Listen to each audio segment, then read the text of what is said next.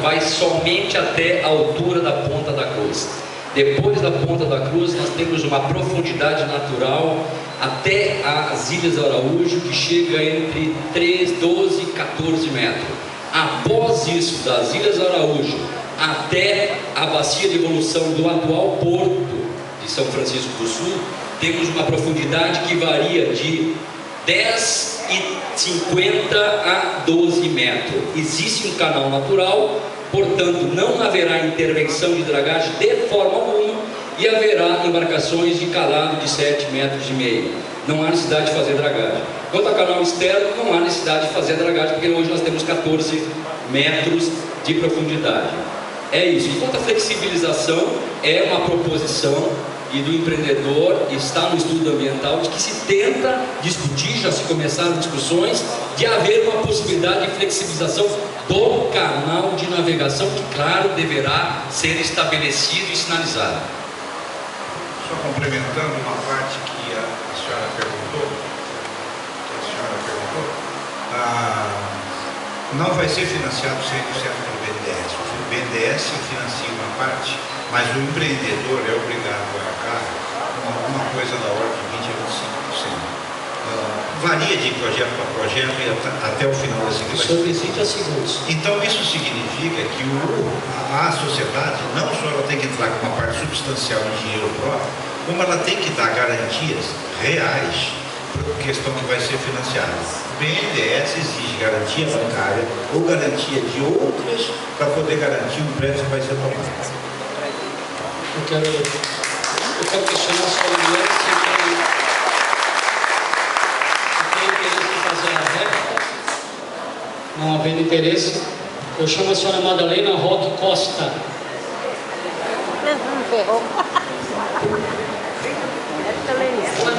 Eu sou Magdalena Roque Costa, moro na localidade de Morro da Cruz. Ele do senhor quando falou que o Morro da Palha não existe, porque o meu terreno está registrado desde 1917 com o nome de Morro da Cruz, localidade de Morro da Cruz. E, portanto, o Morro da Palha não existe. Existe um rio uma ponte sobre o rio Morro da Palha. A minha pergunta é para o pessoal da empresa. A gente, como agricultor, tentou comprar terras da Confloresta para poder colocar famílias para trabalhar na agricultura. Não se pôde comprar porque a certidão deles é negativa, com efeito positivo. As 7 famílias que moram lá na Vila da Glória, que a Confloresta se entrou no projeto, estão depositando dinheiro em juízo. Então eu gostaria de saber que milagre que vocês fizeram, que conseguiram comprar as terras da Confloresta.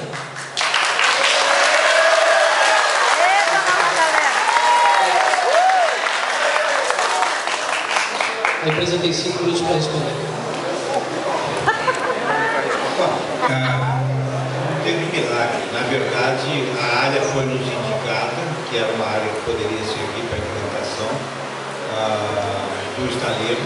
Essa área que está com floresta hoje, a prefeitura, a área que está da Confloresta que nós adquirimos, já havia um estudo antigo que a prefeitura pensava em usar talvez para fazer algum tipo de desenvolvimento lá, porque ali já estava a implantação de organismos civis há muitos anos.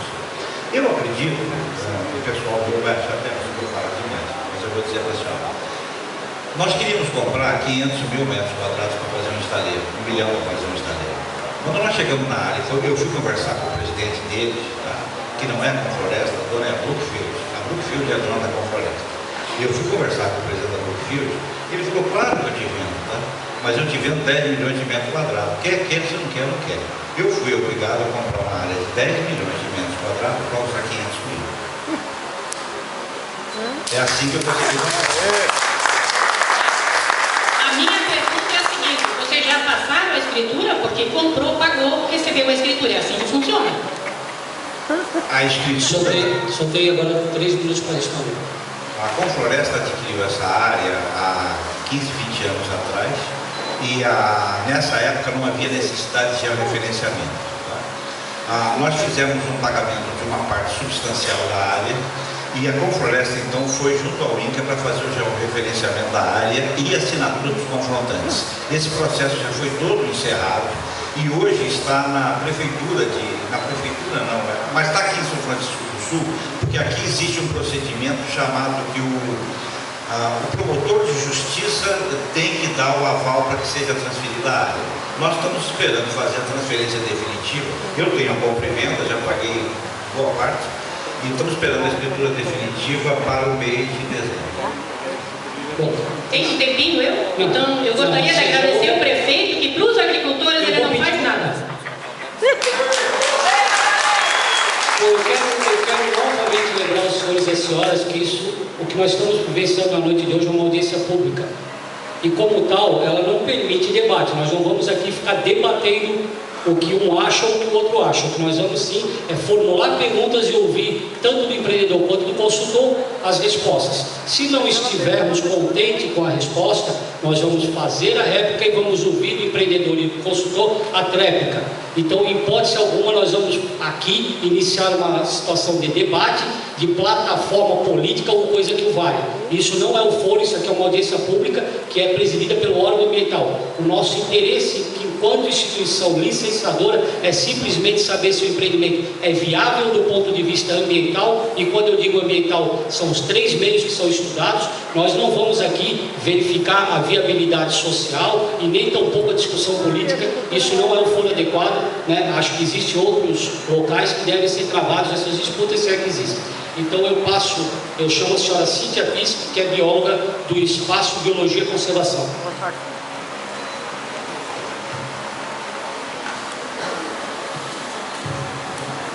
Só uma correção, eu sou bióloga com especialização em Biologia da Conservação. Só me perdoe. Sou da comunidade São Francisco mesmo, moro em Palmas.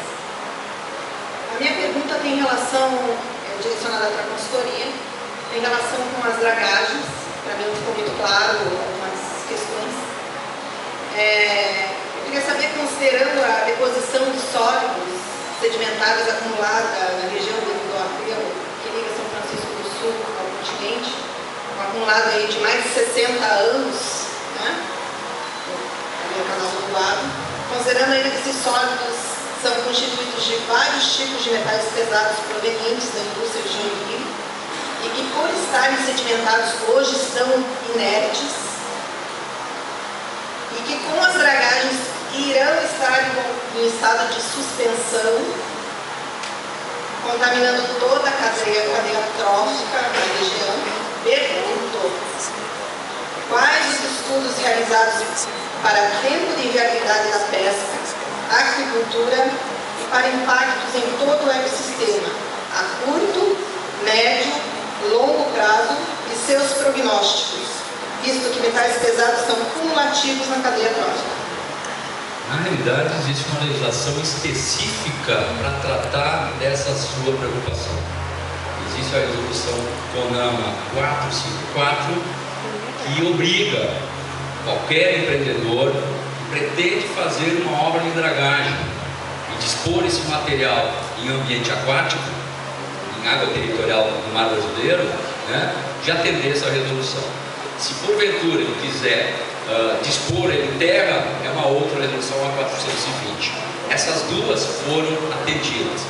E coincidentemente ou não, apesar que algumas pessoas não querem acreditar nisso, e ano passado também pensava assim, os níveis de contaminação encontrados nas amostras, e inclusive em subsuperfície, isso é, aquele sedimento enterrado lá, tem que tentar ter a tridimensionalidade do pacote sedimentar, em superfície, 1 metro, 1,5 metros, 2 metros, onde se buscou as amostragens, certo?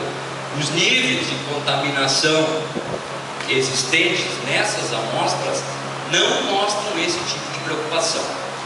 E aproveito a oportunidade para traçar um paralelo, aquilo que eu coloquei na minha apresentação, e é onde a gente largamente trabalhou no rio Itajaí-Açu. Os pulsos de chuvas intensas, de deságio de um rio, claro, que a velocidade de deságio de um rio, o rio Itajaí, é extremamente superior do que as águas da Babitonga. Mas as grandes enxurradas, as grandes chuvas torrenciais, que acontecem de tempos em tempos, principalmente as chuvas de verão, ou então aquelas de 2008, 2010, 2011 e outras tantas, elas são muito mais impactantes do que qualquer obra de dragagem. Claro, não estamos dragando um sedimento com alto nível de contaminação, aonde, se isso acontecesse, se tivesse provado, isso não poderia acontecer. Os controles deveriam ser extremamente rigorosos.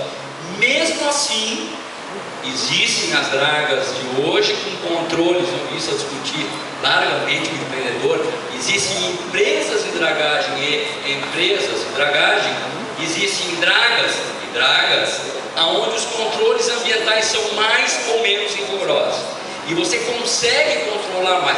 Isso não quer dizer que, havendo um nível de contaminação, uma partícula de um contaminante, ela numa dragagem pode suspender. E até mesmo uma voadeira passando numa lâmina de água baixa, uma voadeira, 1,5 metro de água, dependendo do motor e com a turbulência daquela hélice, suspende um sedimento que estiver sedimentado sobre o fundo. Então, essas preocupações também acontecem em qualquer atividade nossa do dia a dia. Mas, claro, com razão, a dragagem é uma das atividades que deve ser rigorosamente controladas. E isso está colocado nos estudos ambientais. Como eu disse, não ficou muito bem explicado, porque eu não obtive resposta ainda, não teve nenhuma modelagem matemática para que colocasse esses impactos a nível trófico. A gente sabe que os peixes são os primeiros, assim, após os bentônicos que vão estar usufruindo desses suspensos, os peixes, e temos os cetáceos que vão comer esses peixes. Então é uma bola de neve, e vai chegar isso na mesa do povo também. Eu vou te responder dizendo que se atendeu ao termo de referência que o órgão ambiental preparou, é o mesmo, parecido, termo de referência que o órgão ambiental federal prepara nesses casos, certo? Esse tipo de estudo que você está propondo são estudos que muitos pesquisadores fazem e fizeram. Infelizmente na Babitonga eu não vi, talvez você conheça, e são estudos que levam em média 4, 5, 6, 7 anos para se fazer. Mas volto a dizer, qualquer evento de suspeição em uma área de sedimento, em uma área que está contaminada, essa preocupação, claro, que deve ser motivo de cuidado especial. Entretanto, respondendo novamente, os estudos, o levantamento, a caracterização, o diagnóstico que se fez, não mostraram esta preocupação de nível de contaminação. Não somente esse estudo, outros estudos realizados na região. Os mais recentes, os antigos a gente não usa como parâmetro devido aos métodos analíticos que eu não posso comparar áreas com lugares.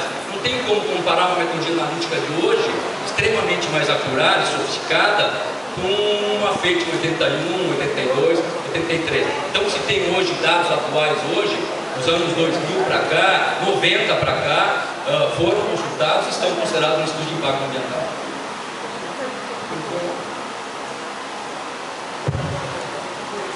Vou fazer um questionamento agora que o senhor entrega de forma expressa, formulado pela Colônia de Pescadores E12, representada pela doutora Eliane Gomes dos Santos da Mota, que possui procuração otorgada pelo presidente da Colônia de Pescadores e, portanto, tem legitimidade para propor os questionamentos.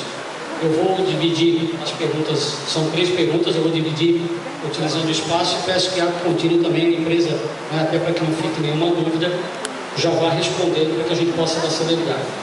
Questionamento número 1. Após expedida a licença de operação e o empreendimento começar as suas atividades, foi vinculado pela empresa em suas palestras a possibilidade de que a Marinha não proíba a pesca na região quando não houver na área as embarcações utilizadas pela CMO e que este assunto estaria em fase de tratativas, acordos e negociações. Como estão as tratativas? Os pescadores poderão pescar? O balizamento exigido por lei será realizado? E nesse caso, que tipo de ressarcimento receberá o pescador que não poderá retirar da Bahia o pão de cada dia resultante do seu trabalho?